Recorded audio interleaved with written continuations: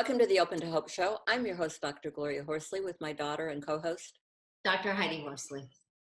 Well, Heidi, you're back in New York. I'm in California, and our guest is in Los Angeles, the amazing part of the internet. And we all have kind of a common purpose, we're going to find out today, is in helping people find hope after loss and dealing with grieving people. So it's a wonderful program we're going to be talking about today. So would you like to introduce our guest, Heidi?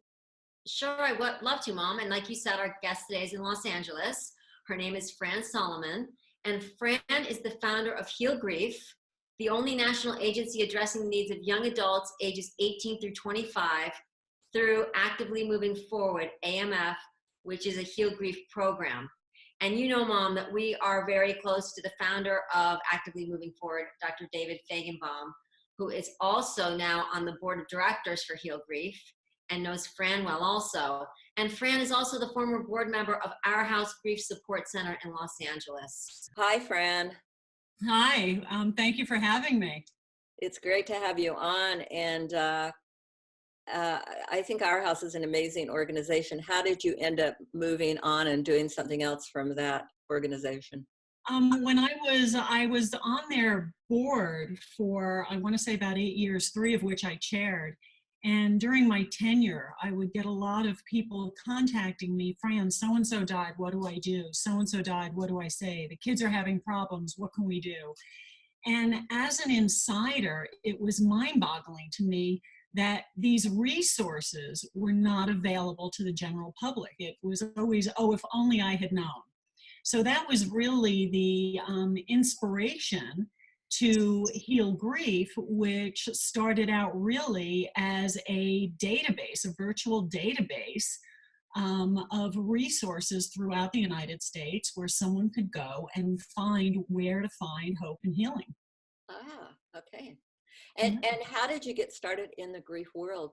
How did you decide to go with Our House? In my career, during my career, which had nothing to do with grief, my dad had died. And How old were you, just for? I was 35, 36 at the time. And it was really my first introduction to the world of grief. I mean, I've had family members die in the past, and it was always, oh, they went away. Right. Which probably led to my abandonment issues, like why did they leave me? Right. But my father was really my first real understanding of what grief is. And I considered myself to be fairly successful and intelligent and all those things, so I did what I thought I was supposed to do. Grieve for a few days and then tuck it into a box, put a pretty little bow on it, tuck it up on the shelf and forget. Years later, the birth of my daughter, the most beautiful thing in my life, brought me to such grief. It was really a trigger. The one thing my father wanted more than anything was to have a granddaughter. He wasn't there to see his granddaughter. So that really set me off on a better understanding of what I was going through. And I coincidentally came across Our House, learned more about it. And in learning about the work they do in the community, the more I understood I was grieving. Mm-hmm. I was grieving years later. And I needed to understand where this was coming from to get out of my own way, to help myself.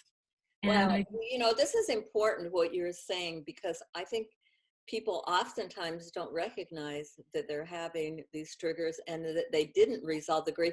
And the important thing, I think, is the fact that, number one, you need to deal with your grief. And number two, it's never too late, right, Heidi? Absolutely, yes. You can deal with it the rest of any time in your life, of course. Yeah. Yeah, at HealGrief, we have a philosophy, and that is once you're bereaved, you're forever bereaved. And that doesn't mean you go about grieving every day.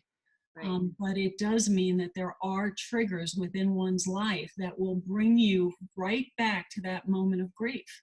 Mm-hmm. Yeah. It doesn't go away. You do recover faster, though, don't you think? Oh, again, you're not in moments of grief every day, but It changes and it morphs, but it's still there. I agree with you, Fran. I designed a class at Columbia called Traumatic Loss During Childhood. And what this course is doing is it's looking at loss over the entire lifespan. So how does my brother's death impact me today, 35 plus years later? And like you said, different things bring up different parts of the loss.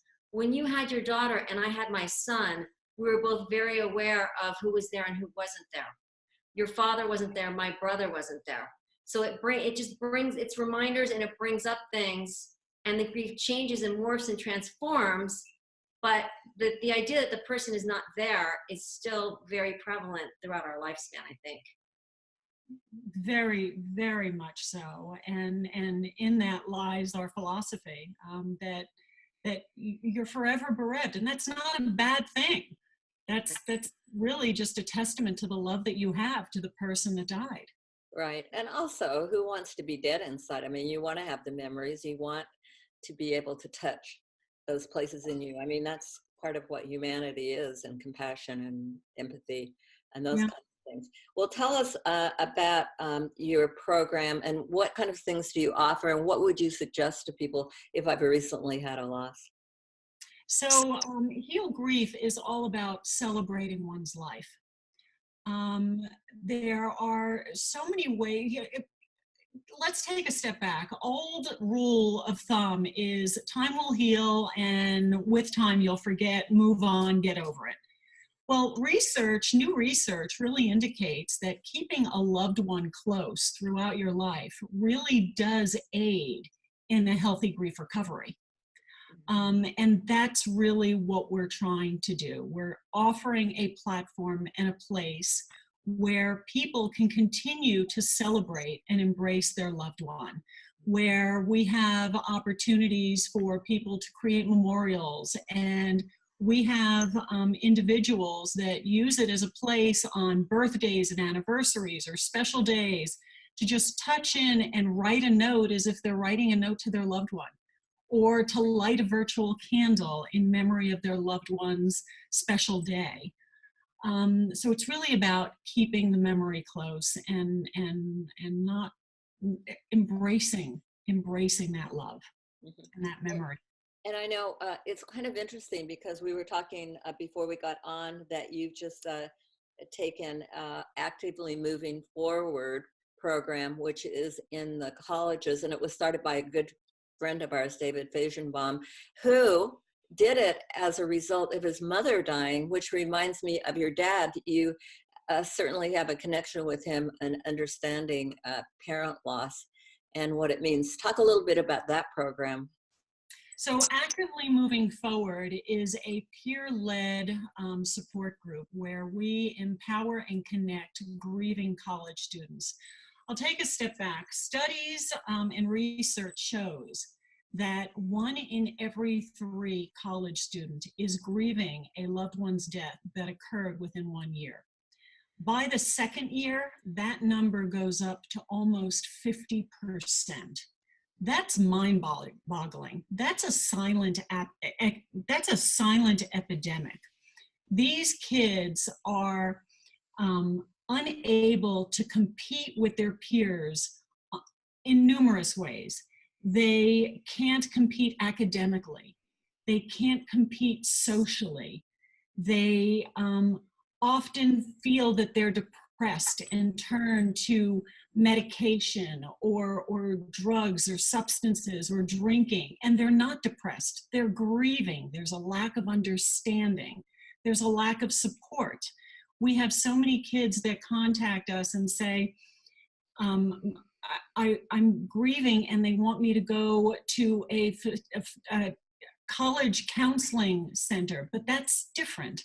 These support centers on college campuses are pretty general in their approach, whereas these kids want to connect with other kids that get it. Now, Actively Moving Forward actually is on campuses. They have groups, correct? Yes, we do. And we are rolling out a new initiative called the Grief Sensitive Campus Initiative.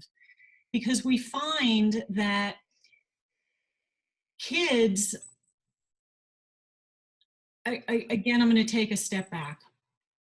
Colleges have bereavement leave for faculty and administration. Colleges don't have bereavement leave for students.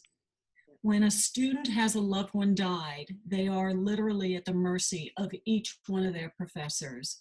And too often we hear, oh, the funeral's on Saturday? Great, you can get that report in to me by Friday. Or, oh, the funeral's on Saturday? Then you can be here Monday to take the exam. Right. These kids can't compete. You know, it's interesting because Heidi and I've talked a bit about it because I had 2 daughters in college when my son died. Heidi, what was your experience college-wise? My experience is exactly what Fran is saying. I was 20 when my brother died, and like you said, you are at the mercy of your professors. First of all, none of my friends had ever had the loss of a sibling. So nobody could relate. Nobody understood what I was going through. I was very much alone because there was not a peer support-based group set up on campus. I was at the mercy of my professors, and 95% of them didn't give me any leeway. I mean, I had one professor 2 weeks after my brother died saying, well, I've given you 2 weeks. Now it's time for you to give an oral presentation. And I said, I'm not ready. I can't do it. And he said, you have to. So I just basically dropped the class at that moment. I mean, it was I ended up dropping out of school that semester because there was just no support, and the professors just didn't understand the ramifications of having a brother die. What support can you give me if there's not a program on my campus?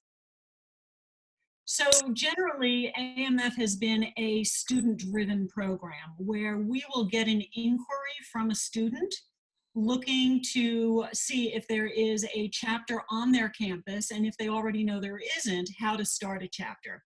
Awesome. If a student isn't ready to create a chapter, Kiri Thompson, our director of programming, will be able to provide them with the resources that they need, that they may be able to find in their community.